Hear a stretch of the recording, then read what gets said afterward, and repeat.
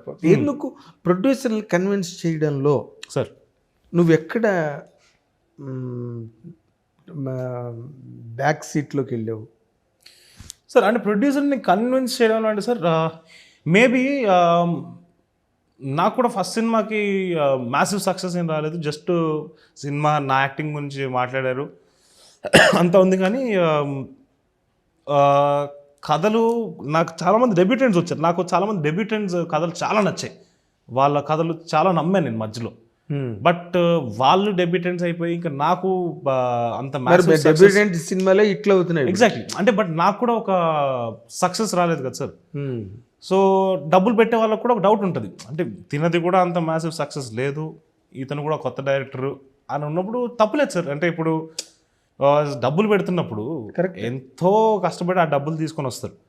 దాన్ని వాళ్ళు షోర్ లేనప్పుడు పెట్టడం అసలు కరెక్ట్ కాదు. వాళ్ళ ఆలోచించడంలో కూడా అస్సలు తప్పులేదు. సో ఆ టైంలో నా అదృష్టం ఏంటంటే పీపుల్ మీడియా ఫ్యాక్టరీ వాళ్ళతో అసోసియేట్ అవడంతో అండ్ సందీప్ రాజ్ కథ నాకు చెప్పడంతో. అండ్ మధ్యలో ఏం జరిగిందంటే సందీప్ రాజు వేరే ప్రొడ్యూసర్తో లాకప్ అయి ఉన్నాడు.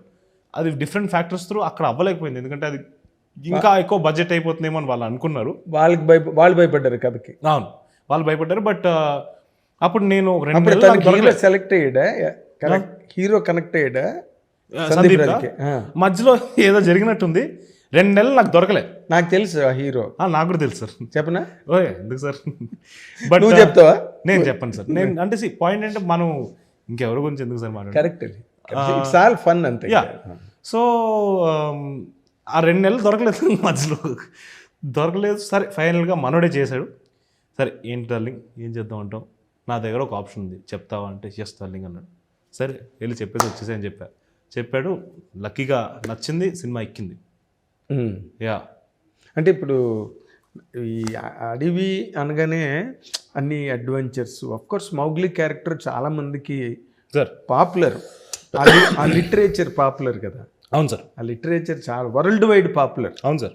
ఈ సినిమాని డబ్ చేసి వరల్డ్ లాంగ్వేజెస్ అన్నిట్లో వదిలేస్తే అన్ని చోట్ల ఆడేస్తుంది. అవును సార్, అంత widely popular content. Exactly sir కదా. యా. ఇది చేస్తున్నప్పుడు సార్ నీకేం రిస్క్ అనిపించలేదా? మనం can we really satisfy sir the demands of that so called literature?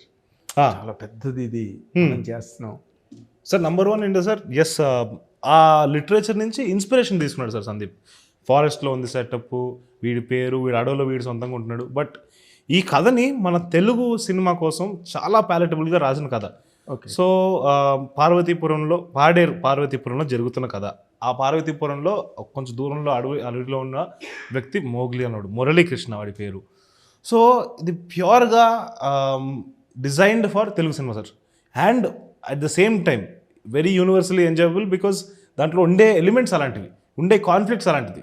And ఇంకొక మేజర్ ఎలిమెంట్ తను తీసుకుంది to make it relatable to world wide audience. And మీరు చెప్పినట్టు ఇంకా లార్జర్ ఆడియన్స్ అనడానికి అమ్మాయి మూగది చెబుతుంది. సో తను మాట్లాడలేదు. ఇప్పుడు మా ఇద్దరి మధ్య లవ్ మాట్లాడలేవు. సో మొత్తం ఎక్స్ప్రెషన్స్ వీటితో జరుగుతున్నప్పుడు అది ఈజీగా కనెక్ట్ అయిపోతుంది. ఆ పోర్షన్ ఏదైతే ఉందో దానికి డబ్బింగ్ బారాకపోయినా పర్వాలేదు, ఎందుకంటే డబ్బింగ్ ఉండదు అక్కడ. సో అలా చూసుకుంటే అది ఈజీగా అన్ని చోట్ల ఒక లార్జర్ ఆడియన్స్కి తీసుకెళ్ళడానికి చాలా ఈజీ ఉంటుంది. అండ్ ఎస్ మీరు నా గురించి అంటే నేను ఒకటే నమ్మాను సార్, నా క్యారెక్టర్ని నేను 100%, నా కర్మని నేను ఫుల్గా ప్రేమించి చేశాను అంటే క్యారెక్టర్ వర్కౌట్ అయిందంటే అది ఎక్కడైనా వర్కౌట్ అవుతుంది సార్. అవునా? యా. సో భగవద్గీతను ఎక్కువ నమ్ముతావా? ఎక్కువ అంటే సార్ నేను ఎక్కువ చదవలేదు సార్. ఒక శ్లోకం చదివినా చాలా నాకు గట్టిగా బుర్రలో కూర్చుంది. ఏంటది? కర్మణ్యవాధికారస్తే మా ఫలేషు కదాచన మా కర్మ ఫలహే తుర్భు మాతే సంగోత్సవ కర్మణి. సంగోష్ట కర్మ, సంగోత్సవ కర్మణి, సంగోష్ట కర్మణి. రైట్. అయితే భగవద్గీత అన్నది వేదాంతం కాదు. అవును. That is very horribly misrepresented in the society and misconstrued, completely misunderstood. Right. Bhagavad Gita విన్న తర్వాత కృష్ణుడు చెప్పిన తర్వాత అర్జునుడు లక్షలాది మందిని చీల్చి చెండడేసాడు. అవును. అది విని వేదాంతం పుచ్చుకుని సన్యాసం పుచ్చుకుని అడవిలోకి వెళ్ళిపోవడానికి కాదు. అవును సార్. దానిలో ఉండే పవర్ అది. అవును. అంటే నిన్ను నువ్వు మర్చిపోయి సెల్ఫ్లెస్గా డెడికేట్ అయిపోయి ఎగ్జాక్ట్లీ సోల్ని పూర్తిగా అవును త్యాగం ఫర్ హైయర్ పర్పస్ చేస్తే అంటే అర్జునుడు వెళ్ళి లక్షలాది మందిని చంపేశాడు. దాని వాట్ ఈస్ భగవద్గీత? చచ్చిపోయిన చోట వేస్తుంటారు అది పెట్టి. అదే సార్ అది ఏమైనా అసలు సిగ్నిఫికెన్స్ ఉందా, రెలివెన్స్ ఉందా? అంటే సార్ అక్కడ కాంటెక్స్ని తీసేసినా కూడా సార్ ఆ పర్టికులర్ శ్లోకం ఏదైతుందో నాకు కనెక్ట్ అయింది. ఎందుకంటే అందరికీ కనెక్ట్ అవ్వాల్సింది అది. అవును ఇప్పుడు do your deeds, result is with me exactly అన్నది యూనివర్సల్ కదా. అందుకే కదా ఇప్పుడు కార్పొరేట్ సెక్టర్ కూడా భగవద్గీతని ఎందుకు అడాప్ట్ చేసుకుంది. అండ్ మోర్ ఇంపార్టెంట్లీ నువ్వు ఇంట్రెస్ట్ అన్నావు కాబట్టి ఎప్పుడైనా స్టడీ చేయి in course of time. It's all about time and space. Exactly.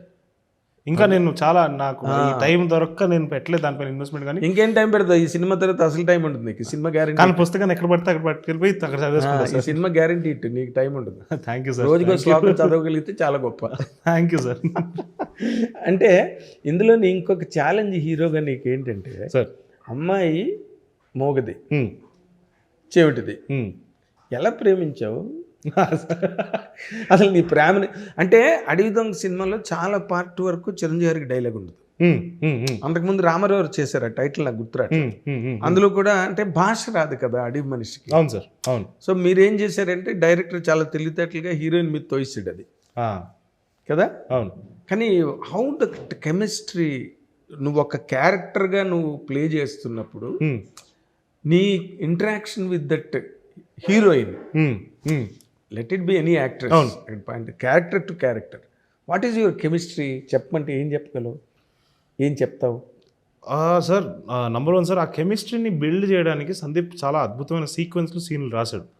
So నా పని ఏదైతే ఉందో ఆ కెమిస్ట్రీని బిల్డ్ చేయడానికి తను డీటెయిల్డ్గా రాయడం వల్ల చాలా ఈజీ అయిపోయింది. నేను వెళ్ళిపోయి జస్ట్ నా క్యారెక్టర్లో నేను ఉండి మేబీ కొన్నిసార్లు మేమిద్దరం ఇంప్రూవైజ్ చేసేవాళ్ళం కూడా, సాక్షి నేను, బికాస్ డైలాగులు ఏం లేవు. సో కొన్నిసార్లు we use to do things. ఒక సీన్లో ఇప్పుడు సీన్ గురించి ఓపెన్ చేస్తే మొత్తం కథ చెప్పేస్తాను నేను. బట్ ఆ ఇంప్రూవైజేషన్ కూడా స్పేస్ ఇచ్చాడు సందీప్. సో దానివల్ల ఇట్ వాజ్ వెరీ ఫన్ మేమిద్దరం.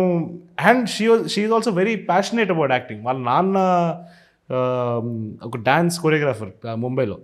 సో తనకి యాక్టింగ్ పట్ల అంటే ఇప్పుడు నాకు ఎలాగా యాక్టింగ్ అంటే ఎంత పిచ్చో తనకు కూడా చిన్నప్పటి నుంచి అంతే. నువ్వు యాక్టింగ్ పిచ్చి అంటే మీరు మీ తాతగారు, మీ నాన్నగారు, మీ అవును అవును పిజే శర్మ గారి ఫ్యామిలీ లాగా sir, you all came from that legacy కదా సార్. సార్ నువ్వు మామూలుగా తలుచుకున్నా యాక్ట్ చేసేయగలవు, జీన్స్ అది. అంటే సార్ అలా నేను అనుకున్నాను సార్ ముందు, బట్ అలా అనిపించలేదు సార్. ప్రాక్టీస్ చాలా ఇంపార్టెంట్ సార్. తాత కూడా అదే అనేవాడు. ఈ మాట ఏదైతే పుట్టుకతోనే యాక్టింగ్ వస్తుంది అంతా అనేది తాత నేర్పించే తాతే అదంతా సొల్లు. You need to like either observe life, you need to observe life and understand emotions yourself, or you need to practise acting. రెంట్లో ఏదో ఒకటి చేయాలి. ప్రతిదానికి చాలా మల్టిపుల్ రూట్స్ ఉంటాయి, కానీ అది ఏ దారి మనం తీసుకుంటాం అనేది మన చాయిస్. కరెక్ట్. అంటే మీకు ప్రాబ్లం ఏంటంటే ఫ్యామిలీలో చాలా ముద్దుగా పెరుగుతారు సార్, బయట ప్రపంచంతో పెద్ద కనెక్ట్ ముద్దుగేం పెంచలేదు సార్. కొట్టరా? నా అదృష్టం ఏంటంటే కొట్టలేదు. ఏంది అదృష్టం అంటే కొట్టకుండా ఉన్నావేమో. అంతే సార్, అంతే సార్, కొట్టనివ్వలేదు.